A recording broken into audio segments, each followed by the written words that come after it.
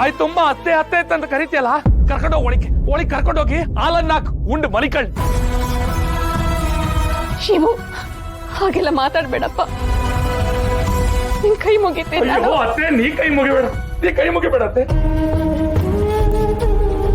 ಇವಳ ಮನೇಲಿ ಇಟ್ಕೊಂಡೆ ಈಗಾಗ್ಲೇ ಪಾಪ ಸುತ್ಕೊಂಡ್ಬಿಟ್ಟೈತೆ ನನಗೆ. ನೀನ್ ಕೈ ಮುಗ್ದು ಎರಡಿರೋ ಪಾಪ 12 ಆಗೋಯ್ತದೆ. ಕೈ ಮುಗಿ ಬೇಡ ಬೇಡ.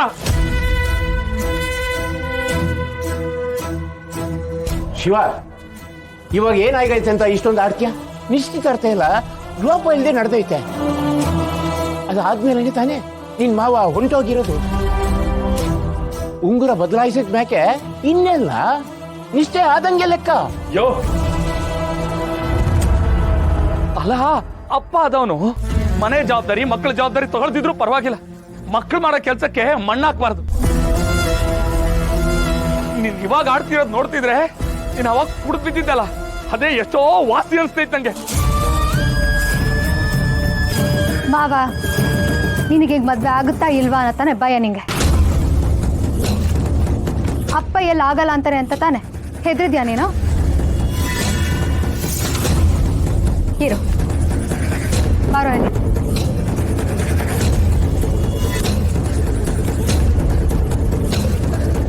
ಅಣ್ಣ, ನಾನು ಪ್ರಶ್ನೆ ಕೇಳ್ತೀನಿ, ನೇರವಾಗಿ ಉತ್ತರ ಕೊಡು.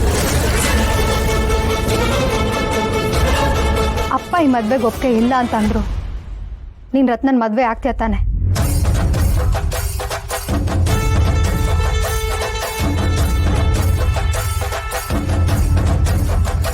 ಆಗ್ತೀಯಾ ಇಲ್ವಾ? ಶಿವ, ಪಾರೋ, ನೀವಿಬ್ರು ಏನೇ ಹೇಳಿದ್ರು ನಾನಂತೂ ನಿಮ್ಮ ಮಾತು ಮೀರಕ್ಕಿಲ್ಲ.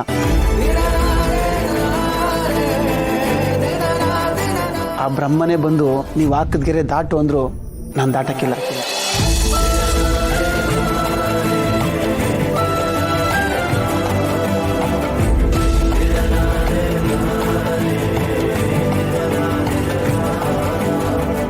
ಮಾವ ಒಪ್ಪಿದ್ರೆ ಮಾತ್ರ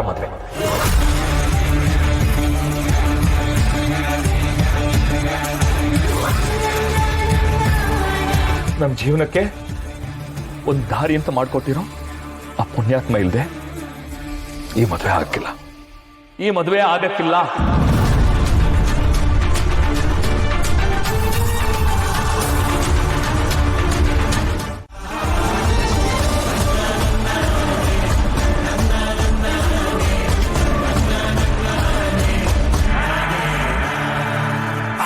ದಣಿ ಸಿಹಿ ಸುದ್ದಿ.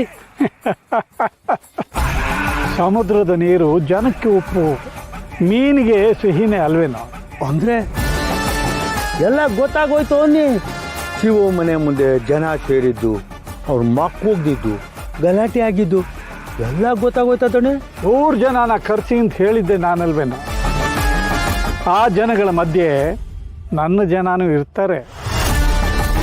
ಇದೆಲ್ಲ ಯಾವಾಗ ಹೆಂಗ್ ಮಾಡ್ತೀರ ಅಂತಾನೆ ಗೊತ್ತಾಯ್ಕಿಲ್ವಲ್ಲ ದಣಿ? ಗಂಡನ ಕೈನಲ್ಲಿ ಕೂಸು ಕೊಡಬಾರ್ದು, ಹೆಂಡತಿ ಕೈನಲ್ಲಿ ಕಾಸು ಕೊಡಬಾರ್ದು. ಆದರೆ ಈ ಮಾರಿಗುಡಿ ದೇವರು ವೀರಭದ್ರನ ಕೈನಲ್ಲಿ ಅಧಿಕಾರ ಅನ್ನೋದು ಯಾವಾಗಲೂ ಇರಲೇಬೇಕು ಅಲ್ವಾ? ಹೌದು ದಣಿ. ಈಗ ಮುಂದೇನು? ಆ ಶಿವು ನರಳಾಟ ಅಲ್ಲಿಂದ ಇಲ್ಲಿವರೆಗೂ ನನ್ನ ಕಿವಿಗೆ ಬೀಳಬೇಕು.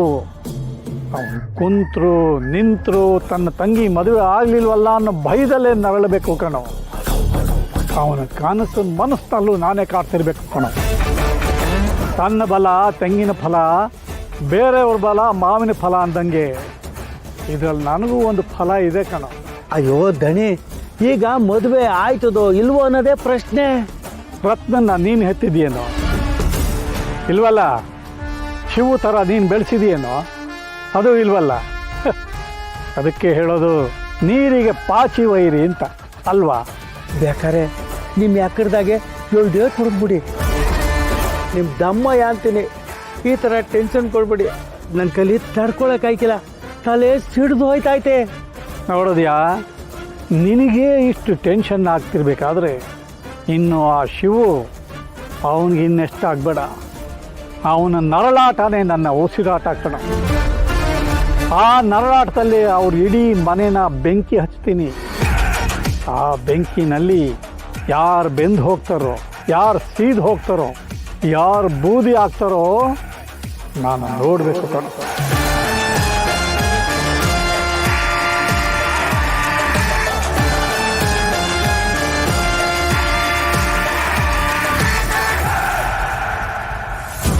ಶಿವು, ಸ್ವಲ್ಪ ಸಮಾಧಾನ ಮಾಡ್ಕೊಳಪ್ಪ. ಎಲ್ರು ಈ ತರ ಹತ್ರ ಇದು ಮನೆ ಅಂತಾನೆ ಅನ್ಸಲ್ಲ ಅಲ್ವಾ?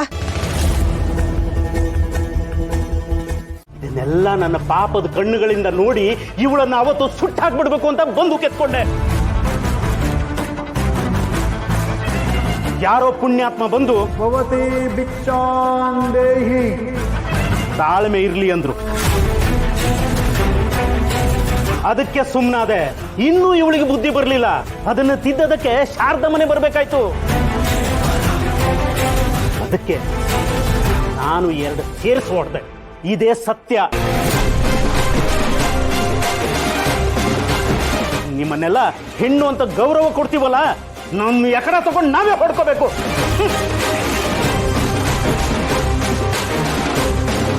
ಸದ್ಯ ಹೆಂಗ ಹೊಡಿಲೂ ಇಲ್ಲ ಬಡಿಲೂ ಇಲ್ಲ. ಅಯ್ಯ ಬಾರ್ಲ ಸೀನಾ, ನಮ್ಮ ಕೆಲಸ ನಾವು ನೋಡ್ಕೊಳ್ಳೋಣ.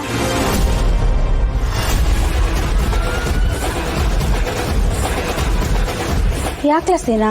ಕೈ ಬಿಡವಾ.